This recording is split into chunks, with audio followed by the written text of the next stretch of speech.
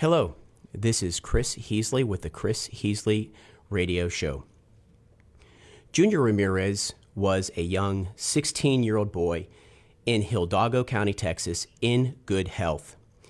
His father, Ernesto Ramirez, is a single father whose life's mission is to ensure the health, the safety, the well-being of his son, Junior. His son is his best friend and all that he lives for. So when the Wuhan flu swept out of those laboratories in China and onto our beaches, onto our lands, infecting our people, Ernesto Ramirez, like any father, became concerned, and his first thought was for the safety and well-being of his son.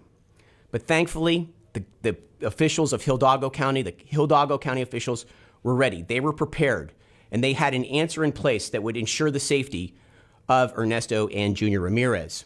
And that message was, get vaccinated. And it wasn't just a message, it was a campaign. They did regular public announcements. They even dedicated a permanent website to that effort to get vaccinated. And the message was not just that the vaccine would make you safe. It was more than that. It was that getting vaccinated was responsible. It was the right thing to do. And there was even an insinuation that if you did not get vaccinated, that you were a bad person. Ernesto Ramirez is a man who loves his country and would never believe that his government would mislead him.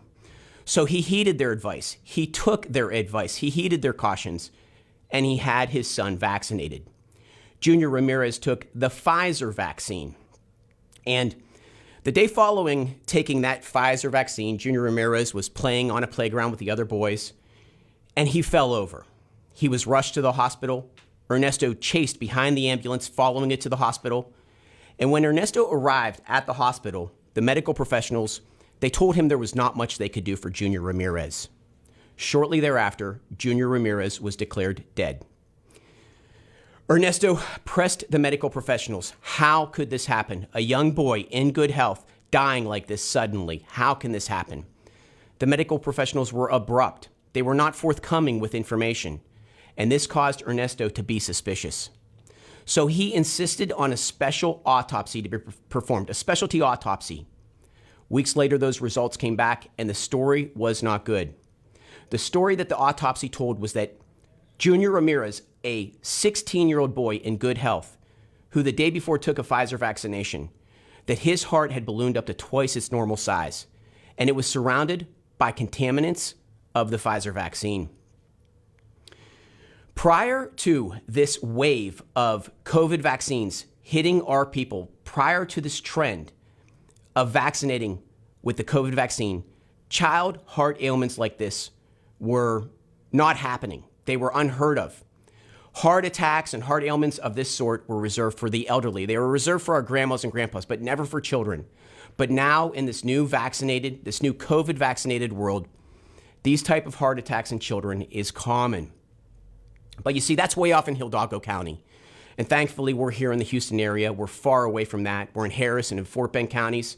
And we can rest assured that that sort of message, that sort of dangerous misinformation would not be communicated to our people here locally. Because, for example, in Fort Bend County, where I'm a resident, we've taken extra precautions. And what we've done is we've employed a chief physician for Fort Bend County, a chief medical officer, a chief doctor for Fort Bend County. And her name is Dr. Jacqueline Minter. And Dr. Jacqueline Minter is employed by the county. We pay her salary so we can rest assured that she will not be corrupted by the pharmaceuticals message. But you see, those assumptions are wrong, because Dr. Jacqueline Minter of Fort Bend County, just like the Hidalgo County officials, had the same message: get vaccinated. Get vaccinated and you'll be safe.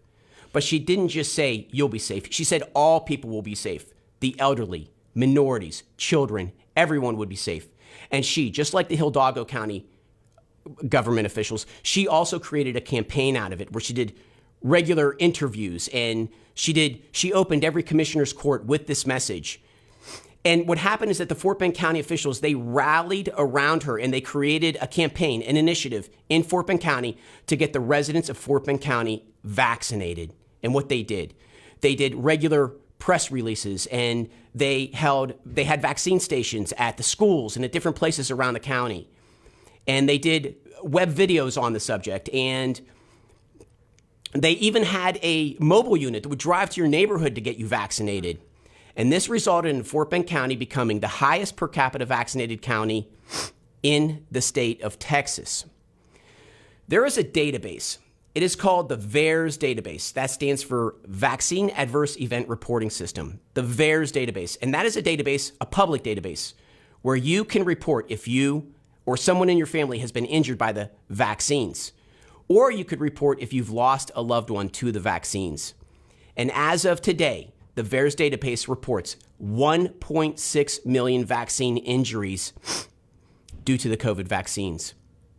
When the Fort Bend County officials launched this campaign to vaccinate the people of Fort Bend, they were confronted by the residents of Fort Bend County. The residents confronted them in a commissioner's court where all Fort Bend counties were present, including Dr. Jacqueline Minter.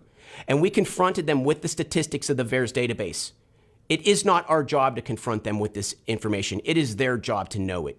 They are public officials, and this is a public database. But regardless, they were confronted. And the county citizens begged and pleaded the county officials to slow down with their aggressive nature in promoting this vaccine, to take a second consideration.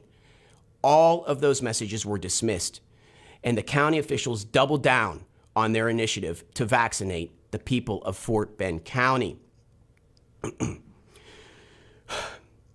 If a person gives to you something that they call a medicine, and it is actually a poison, and you take that supposed medicine that is a poison, and you consume it, and then you die, is that murder?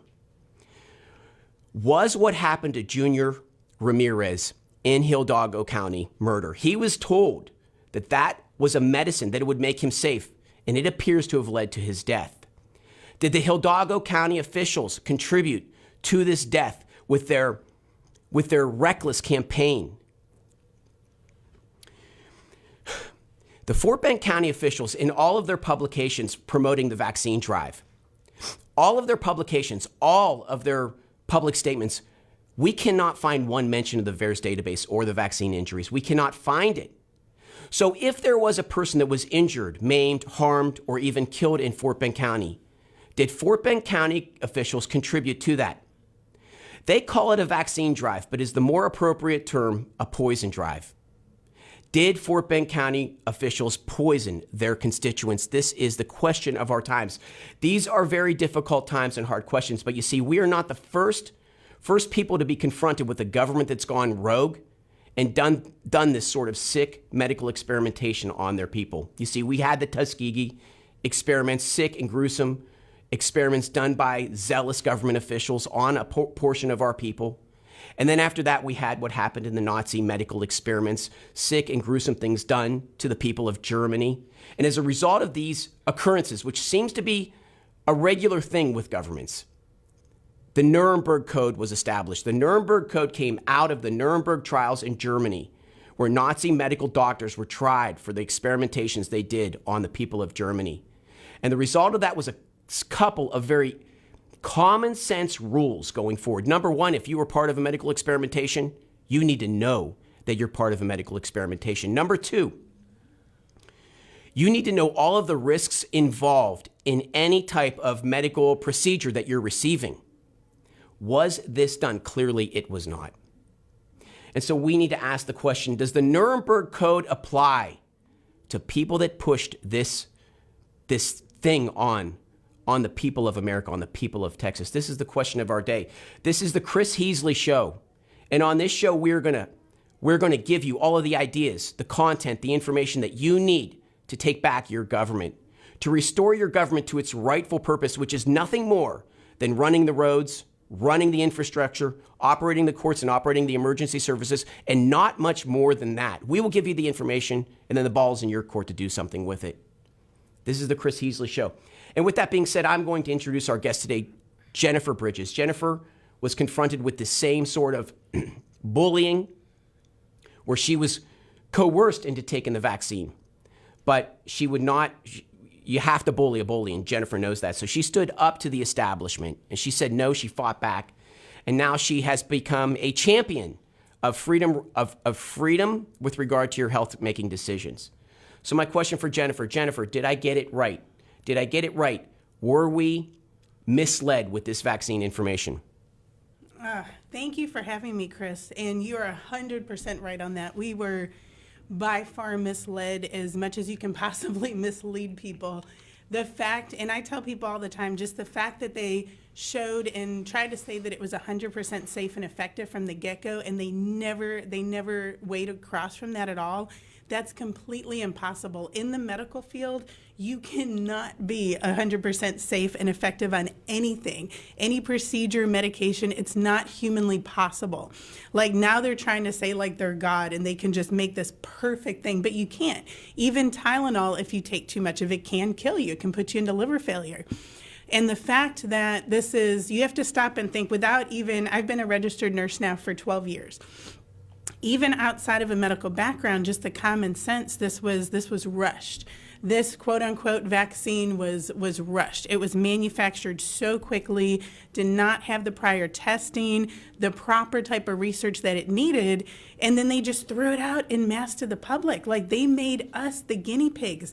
They made children, adults, every walks of life the guinea pig. They said, hey, we have limited research, but a lot of the research they had was bad. It was harming. It was killing animals. It was doing horrible things, and they knew this too. They hid the records, and they're starting to come out.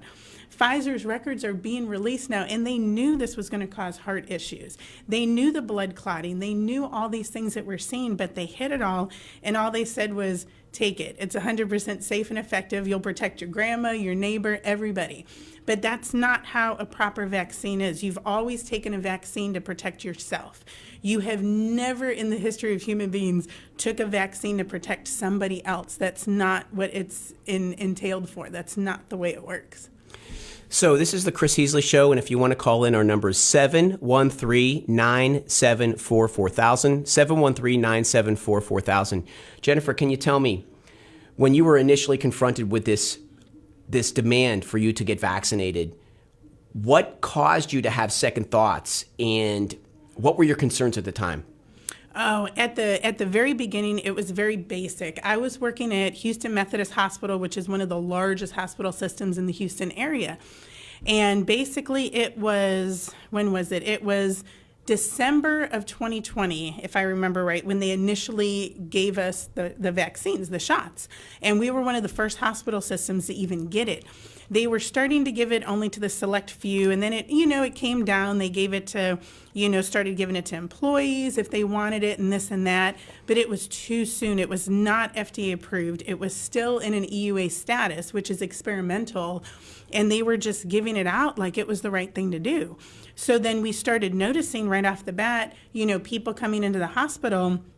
And remember, before this, me, along with thousands of others, we worked the COVID unit for a year and a half without this magical shot in our body. We all caught it. I caught it from my patient, survived, fine. Yeah, I felt sick, but I was good.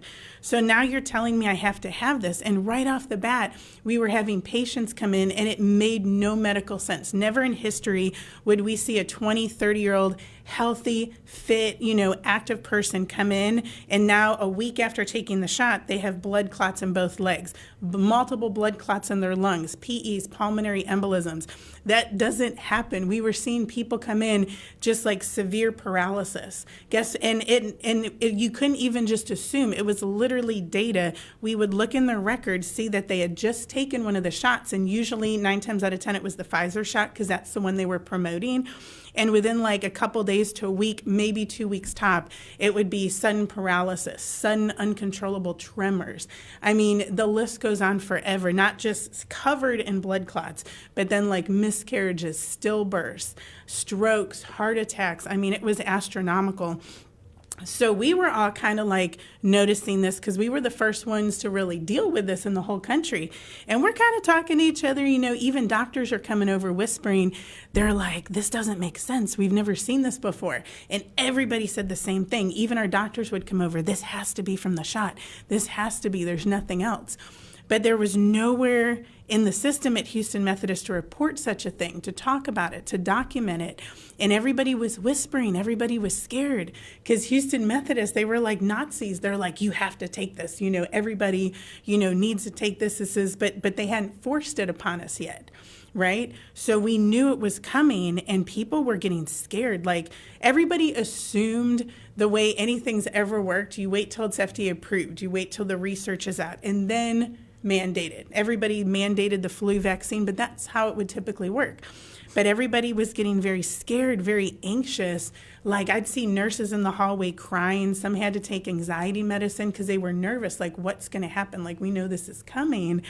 And then basically, after just seeing patient after patient, at least half the staff, and you're talking, I forget, it's like 27,000 people or more of a total staff, at least half was like, did not take it. Only maybe 40% of the staff took it on their own regard, right? Just because they wanted to, they thought they were supposed to. Everybody else was like, nope, they were waiting. And then it was, and we can get, if you have any questions or whatnot, we can get onto all the mandate topic after that. So, okay, so the medical professionals are seeing this incredible amount of people injured, these anomalies that you've never seen before, and at the same time, you have the establishment, your employer, coming down on you saying, you're next.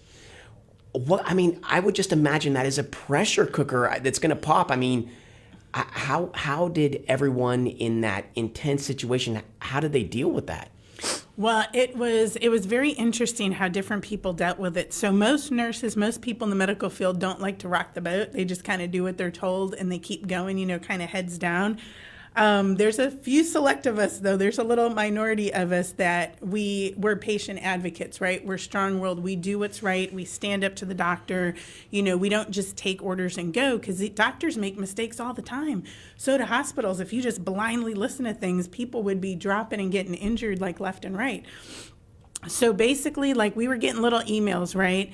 Saying, oh, right now it's voluntary, but we will mandate it. We just don't know when. But they knew when. They just didn't want to tell us yet. Then it came out, oh, hey, here's a $500 hope bonus. If you take the shot and, both shots by this certain date, which I believe it was either March or April of 2021.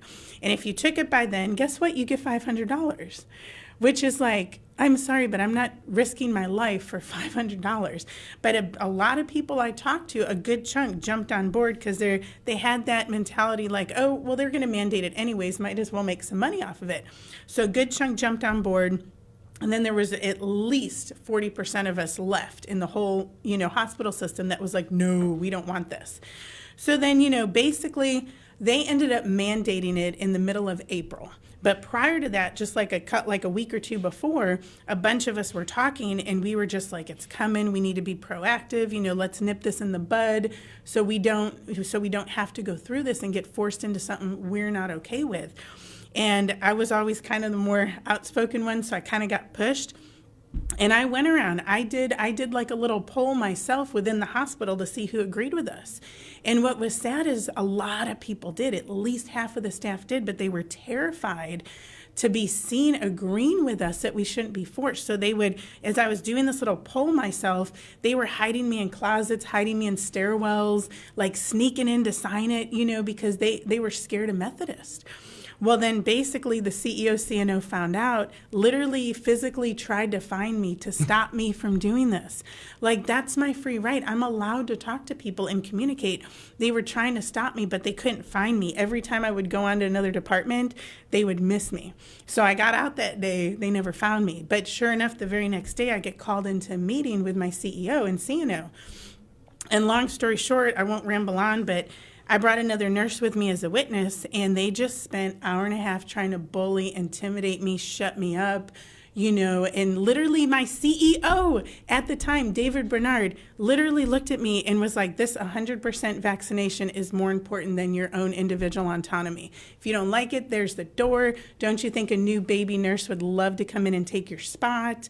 He even looked at me and, got all cocky and was like, so what made you think you could actually do something about this? Like stand up to these big, powerful, rich people? So I got mad and we started arguing. I said, we should have a right. We've been doing this for a year and a half. Like, how can you just force us into something and make us inject something into our body that we don't even know anything about? We know very short-term effects, which are not looking good right now, but nobody knew that anything long-term effects because no one had it in their body more than just a couple months. So you can't force somebody. And there was no arguing. There was no nothing. It was just basically, nope, that this is it, take it or leave it. So think about that CEO. Okay, that CEO, you've seen up front, these people come in with these anomalies, these ailments, and you want none of that, right? And here is this guy forcing you to walk off the plank and take the vaccine. This is very interesting because when in Fort Bend, they attempted to put those masks by mandate on the kids, and every Fort Bend parent knew that the next step was forcing a vaccine on the children. We all knew that. Taking the autonomy of the child away from the parent, ripping that away from the parent's hands, and giving it to the medical professionals or the school board or whoever. And so what happened is when citizens confronted the Fort Bend ISD, the Fort Bend School Board, which, by the way, it has almost entirely been replaced. They've almost all been voted out except for 2 people that I know of. When we confronted this previous school board, what did they do to counter us? They called on the CEOs of the hospitals. They called on the CEOs of the hospital to double down on their attempt to mandate the masks on the kids. And you just heard the type of character that these CEOs are. There's a profit motive there. Weren't they being paid? I'm going to say something. If I got this right or wrong, were they paid $32,000 for dead COVID patients? Oh, it would be more than that. And basically, remember, these CEOs, especially because you have a CEO of each hospital, then you have like Mark Boom, who's the head CEO of all of them. They are making astronomical figures off of all this. And I want to remind everybody, we were the first ones in the entire country to get this vaccine, this COVID vaccine mandate. So we were the initial guinea pigs. And then after, we were terminated and everything, and then the whole rest of the country waited a few months and then jumped on board, right? But let me tell you something. I know for a fact, 100% fact, because somebody is verifying this information. So guess who was here several months prior to them rolling out these mandates and these initiatives? Who was here in Houston meeting with the CEO of Methodist, the lawyers, some other people as well? Can you take any guess who might be here to help push this agenda? Oh, goodness gracious. The Fauci. He was. He was here directly in Houston to push this initiative, right? And then, of course, it's Pfizer. It's all Pfizer. Well, the amount of money that they've been making off the government, and I'm sure Pfizer, too, we're waiting to get those documents, because I have people that are still in there that have told me they have literally been at times collecting illegal data on the patients that they don't even know about, running blood tests that they don't even know about, and then they just disappear out of the computer system. So why would you be doing that unless you're collecting data, right? What kind of setup contract did they initiate with Pfizer, with Fauci, with all them, since we were the first ones to collect data? And you're very right about the government too, because I have coders. I have a huge federal lawsuit with about 113 people on it, right? And we're going after them for what they did. I have coders that have been fired that can testify that yes, the amount of money, just 30,000 is like the low ball, because they got paid for the positive testing. They got paid for putting them on ventilators, even if it was a couple minutes. If they died in the hospital of COVID, they got paid astronomical numbers. And these coders were even being told, like, say I died because I had a broken arm and I bled to death, right? But you just happened to swab me and I had COVID. Well, you legitimately died from the broken arm, so that's what the coders have to put, because that's what's morally, ethically, that's what happened. Well, people in Methodist were like, well, hey, they had COVID, so put COVID-related death. And they're like, no, that's not why they died. It had nothing to do with COVID complications, and they would be pushed to do that because they made so much more money. And one last thing I want to touch on that. Anything I say, I have proof on, right? So I have seen the financials and talked to upper people in Methodist before this whole COVID initiative. They were literally in the negative. They were not doing well as an organization. After COVID, with all the people in the hospital getting paid, initiating the shots, the mandates, they are millions and millions, maybe even billions now ahead of the ballgame in the positive. So to go from that extreme, can you even imagine what happened behind closed doors? So essentially what you're saying is that the American public were the guinea pigs of the corporate America in concert with your local governments. And so here is the theory that I've heard, that essentially, if you manage a grocery store, if you manage a convenience store, if you manage any sort of business, you always crunch the numbers and maximize profitability.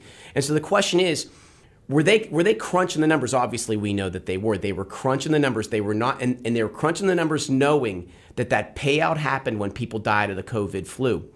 And so this is the theory. What would happen is you'd come in, they'd give you a faulty test, they'd run it enough times to show that you have COVID. Once they have COVID, they bring you in. While you're in, they'd say, hey, listen, can we intubate you? You probably don't, you might come in with a stubbed toe. They say, can we intubate you? You probably won't need it, but just go ahead and sign yes, just in case. So you say, okay, yeah, you can intubate it because you trust your medical professionals.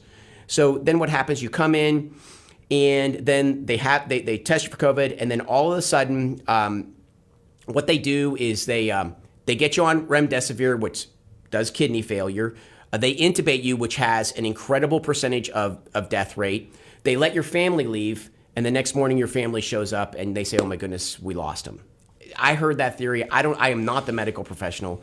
Am I in the ballpark? You are so in the ballpark, but it got even sicker than that because I worked the COVID unit back and forth for like a year and a half maybe. And it was even worse than that. Families were not allowed in. Your loved one could be dying in that bed. You may be like on hospice a few days left. You are not allowed in. I was actually the first nurse at the Baytown Methodist that was asked to do these window visits. So finally, after families complained enough, because if you know your mom, dad, sister, brother, somebody is dying, you want to see them before they go and pay your last respects. They wouldn't let them at all. Even they would get lawyers. They would block them. So these window visits, I did the very first one. So what they would do is they would move these patients over into our unit in 2 West, where some of the rooms had windows that went to the outdoor pavilion. Then they would have the family member in there. They would bring this whole group of family to the window. These poor family members had to look at their loved one dying through the window. And then I would have to do the whole ET setup, head to toe, gowning, everything, and be in there with them sometimes over an hour, which was fine. And I would hold the phone to their ear so the loved ones through the windows could talk to them and say their goodbyes. And they had no idea the care that was going on. Sometimes, people would have trouble with their oxygenation. They'd be on masks. They'd be on different things. Well, we were literally told by management, don't feed them. Basically, if they eat, it's either eat or breathe. You don't feed them. Sometimes you'd see patients with no fluids, no IV fluids, nothing, no oral IV, nothing for days and days. And you're like, wait a minute, this person needs hydration. And then finally they'd get something on board. But the problem was, and I would be in there with a patient sometimes who had a mask on getting high flow oxygen, but I would help them. I would remove the mask, give them a bite of food, let them chew, swallow it, put the mask back on. They were fine. But they didn't want us to do any of that. And it was just sick. And the problem too is, if you could have just treated this stuff ahead of time the right way or allowed them to get the proper help at the early stages, a lot of this would have never escalated to where it needed to be. But at the beginnings of COVID, when it first came out, when they said our hospital was overrun, right, we were literally bored. We were getting sent home because they weren't allowing people to come in unless you were in trouble. You could barely breathe. Your oxygen was in the 70s, which it should be 90 to 100. It was nobody was coming in. So it was completely opposite of the normal medical industry where it's hey, let's treat you early on, or prophylactic or something to keep you from getting bad. But now it's let's wait till you get bad, come in, and then we're going to do all this stuff. And you have zero family or patient advocate to help you when you don't know what's going on. Right, because the people I know that survived said that their family member insisted on being near their side. This is the Chris Heasley Show. If you have a question or a story that you'd like to share on vaccine injuries, call 713-974-4000. I want to ask you about women with miscarriages. Did you see women, after taking this vaccine, did you see an increase in miscarriages? Well, the unit I worked in was medical surgical, so I didn't deal with the miscarriages. But my friends that are nurses that worked in labor and delivery, yes. It was so sad. They were literally, I got out there, everybody started coming to me with their stories because they knew they could trust me. These nurses were seeing astronomical amounts of miscarriages, of stillbirths, never in the history of they've seen before. It was just such an uptake of it happening, but they said it was different than they had ever seen. I don't want to be too detailed or gruesome for people, but picture like a normal miscarriages. But they said these ones were different. These babies were covered in blood clots. There was such profuse bleeding that they couldn't even stop it. Like, they're like, we have never, my one friend who's a nurse was like, in 20 years of being in labor and delivery, I've never seen anything like this. And they would look back in the record, and it was always, sure enough, this pregnant woman who was misled by somebody, hey, a week or so ago took the Pfizer shot, Moderna, whatnot, and now all of a sudden this is happening. Even I had a coworker, and I'll never forget this. I won't use her name, but she was a nurse.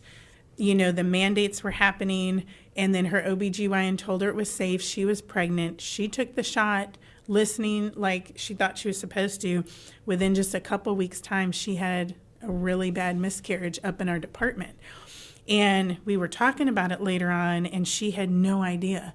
And I looked at her and I said, sweetheart, that shot killed your baby.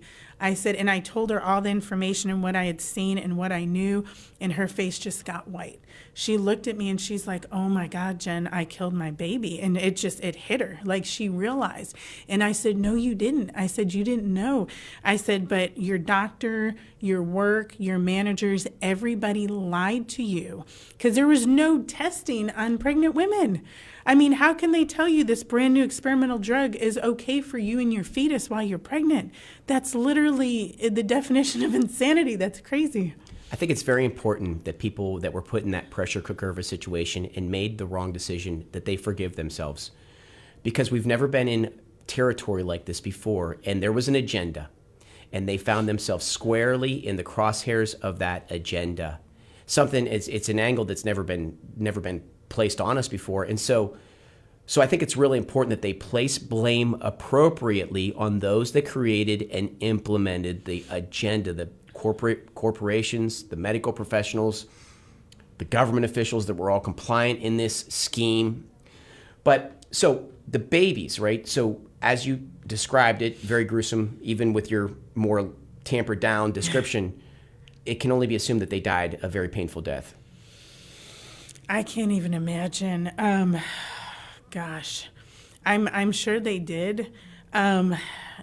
And the things, I don't want to be any more descriptive, but the things the nurses told me, these nurses were crying over the things they saw and had to do to control these bleeding situations because they had never experienced it before. So I can't even imagine.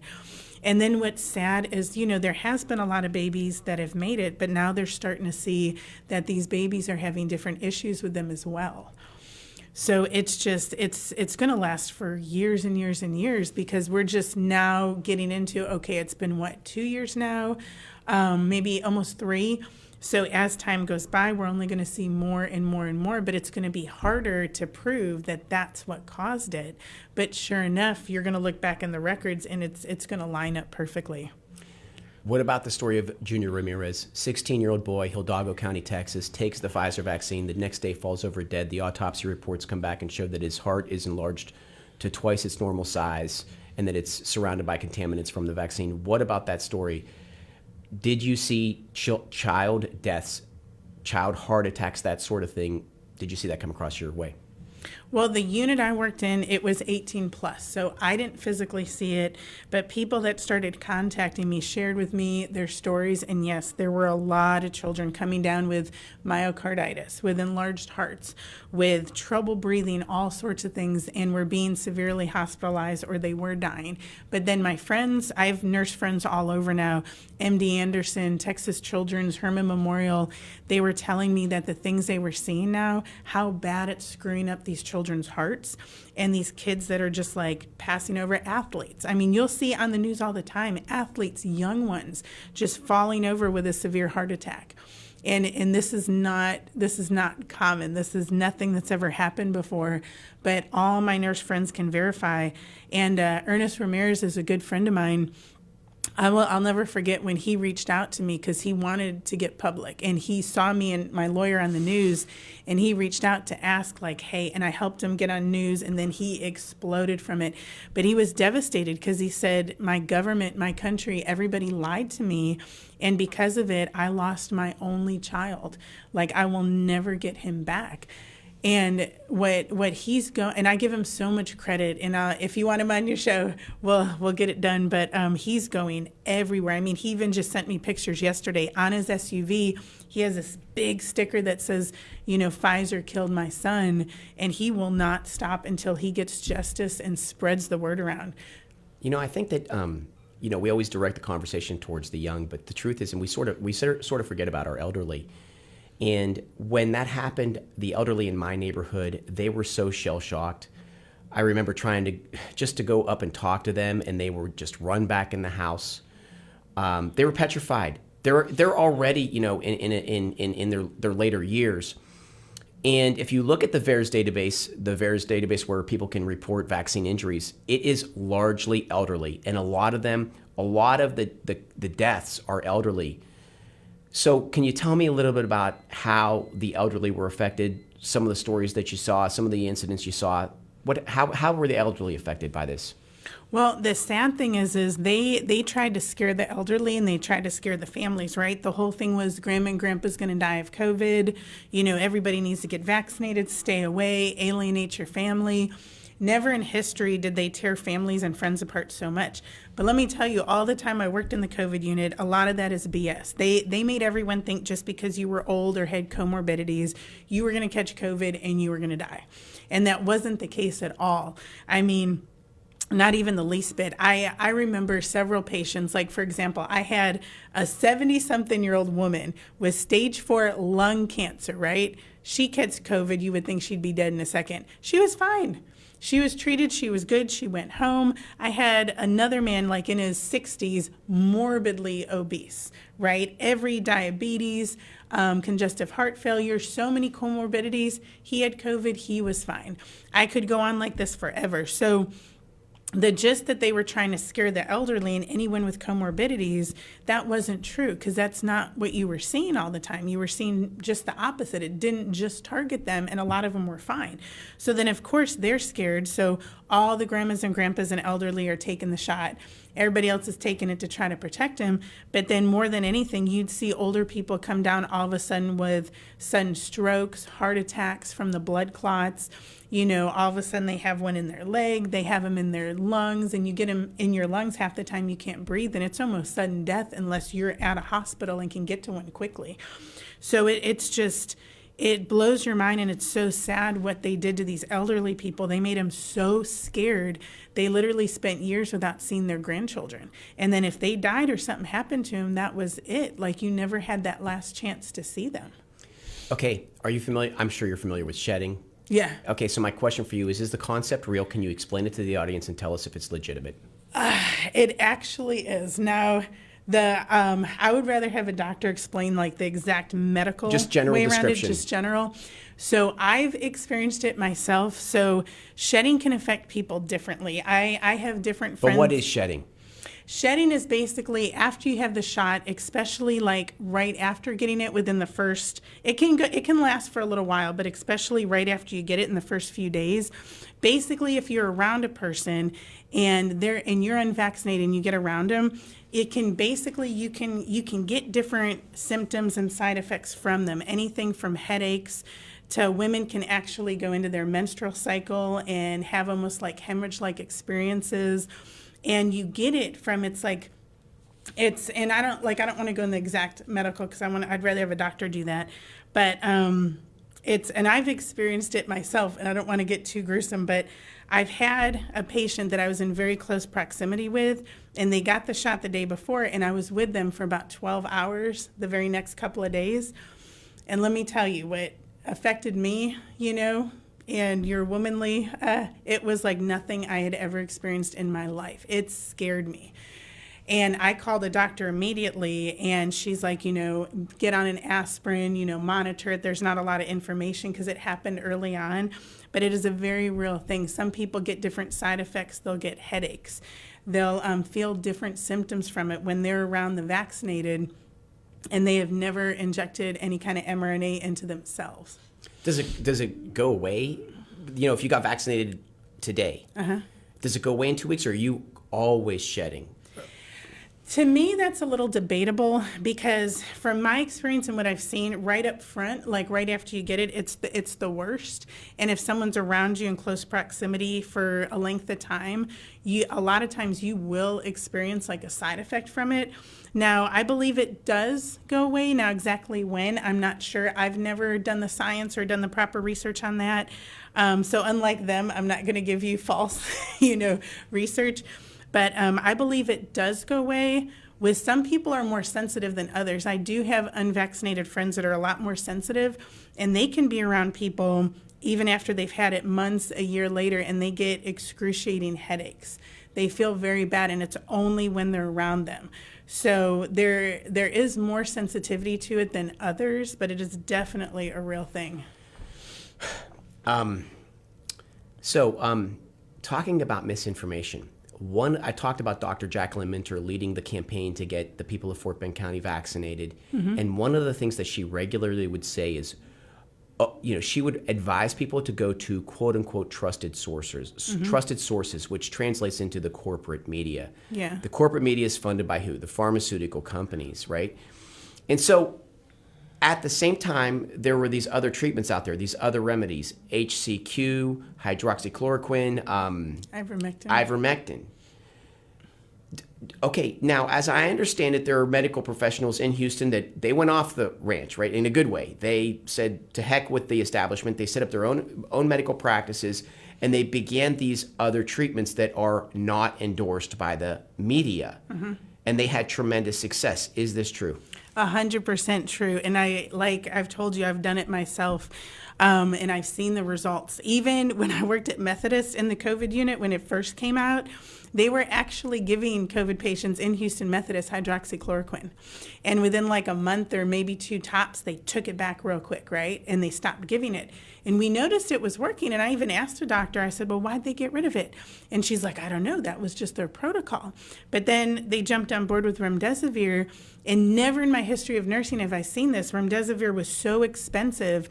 When it would arrive at a unit, you were not allowed to open and this is when it first came out, right? You were not allowed to even open the bag, even like administer it to a patient until they signed a consent and they agreed to do it, because you were not allowed to waste it because it was so many thousands of dollars. But hydroxychloroquine, ivermectin, was extremely cheap at that time. It was like a few bucks. So, and then basically after Methodist, fired me, June of 2021, shortly after, within a few months, I went and worked for Dr. Mary Talley Bowden, who is very well known for her proper outpatient treatment. And I worked with her as one of her main nurses for about a year. We saw everybody who didn't want to go to the hospital or was scared to go and had heard about her came to her for proper outpatient treatment. I mean, we would get people show up at the door that couldn't even breathe. Their oxygen's like 60%.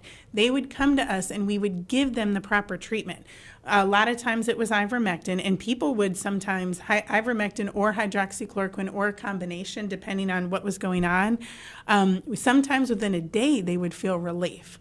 But not only those, but we would do the proper. We would do IV azithromycin, high-dose steroids. We would do the proper breathing treatments, which the hospitals weren't giving them breathing treatments because they said it's a respiratory, but they were saying, oh, it would make it airborne. Everybody would catch it.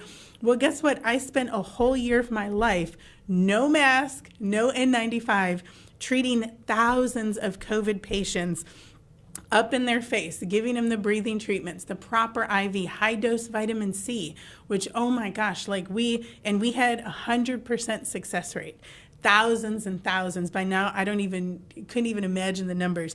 Nobody went to the hospital. Nobody died. If they needed oxygen, we would get them oxygen, and we would treat them every day until they got better. And normally it was a few days, maybe a week tops if they were bad. But I saw it with my own two eyes. But a sick thing too is now the pharmacies are trying to overrun doctors, and you would send in a prescription for ivermectin and they wouldn't fill it. They wouldn't fill it if it was anything COVID related. We had a list of pharmacies. We're the only ones that we knew they would fill it. Everybody else would tell us no. What you're seeing is a scheme, a plan, where we are the guinea pigs to a profit motive. Hydroxychloroquine, ivermectin, they wipe out the revenue models. They have no margins in it. They wipe out the revenue margins of the pharmaceuticals, of the hospital industries. As Jennifer said, the hospital industries, their numbers were sagging. They got a huge boost with this. They crunched the numbers. They made you the guinea pig, and they maxed out their margins. Dr. Mary Bowden, right? She sets up a practice for you, right? Where she removes the margin, the profit motive from it, and you get good results. And it's funny because here in Fort Bend County, we have a considerable Indian community, and India would export the ivermectin into America. Yeah. And so I was calling all of my Indian friends, and we got filled up with HCQ, I think, or ivermectin. I think it was ivermectin. So we were good, but that's essentially what it was. It was wiping out their profit motives. So last thing. Okay, so as I understand it, the intubating a patient, they were very aggressive with that procedure as well. They would apply it when it wasn't necessary, and that procedure, when they would intubate, it had a serious mortality rate. It did. Once you intubated them, it had a very, very high mortality rate after that. And what was sick is there was even reportings of people that refused intubation, right? You can be a DNR, do not resuscitate. You can pick ahead of time what you want, what you don't want.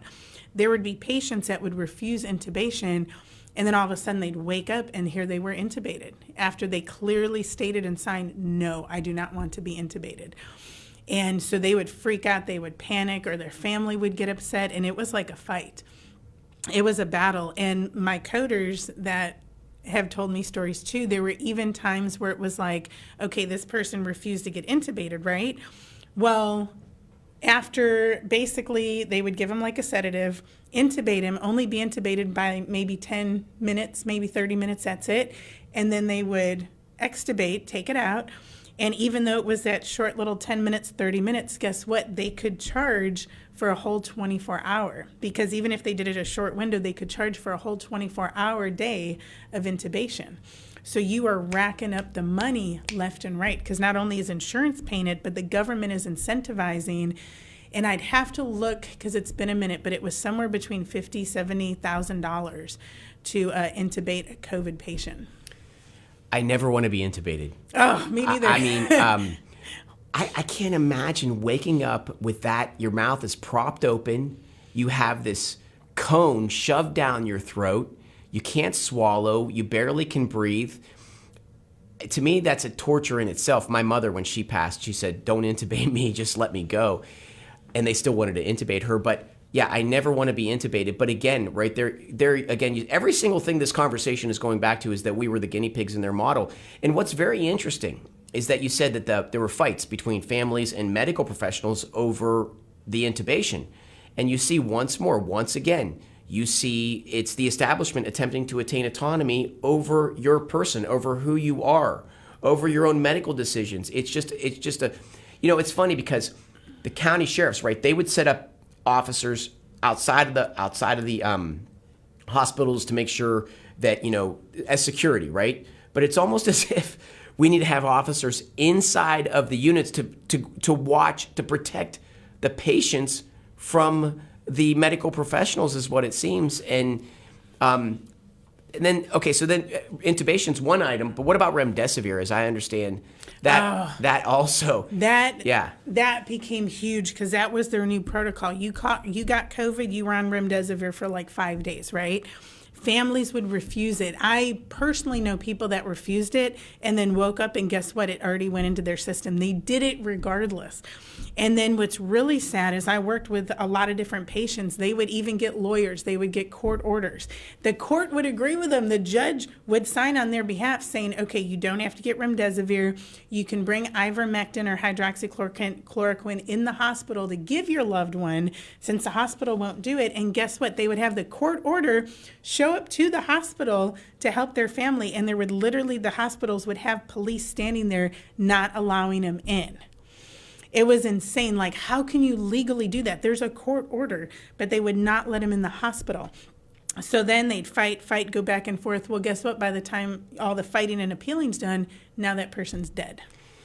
You know, it's so inappropriate. They put our police in the middle of this thing, and I know the police officers didn't want to do it, but you know, again, what we see this conspiracy is what it was. We're not allowed to say the word for a reason, right? It's taboo to say the word conspiracy because that's what it was. This Wuhan flu hits our shores in the most pivotal election year in mankind's history, and it is as if every medical professional is ready to go, every hospital, every government, the school boards, they're already have an action plan in place and ready to go to profit at the expense of your rights. Jennifer, thank you for coming on today. I appreciate it. And I'd like to remind everybody, this weekend, the Republican Party, Freedom Matters Action Group, is having a primary debate for Republican candidates in the Republican primary in Fort Bend County. You can find that information at the Freedom Matters Action Group Facebook page. This is Chris Heasley with The Chris Heasley Show.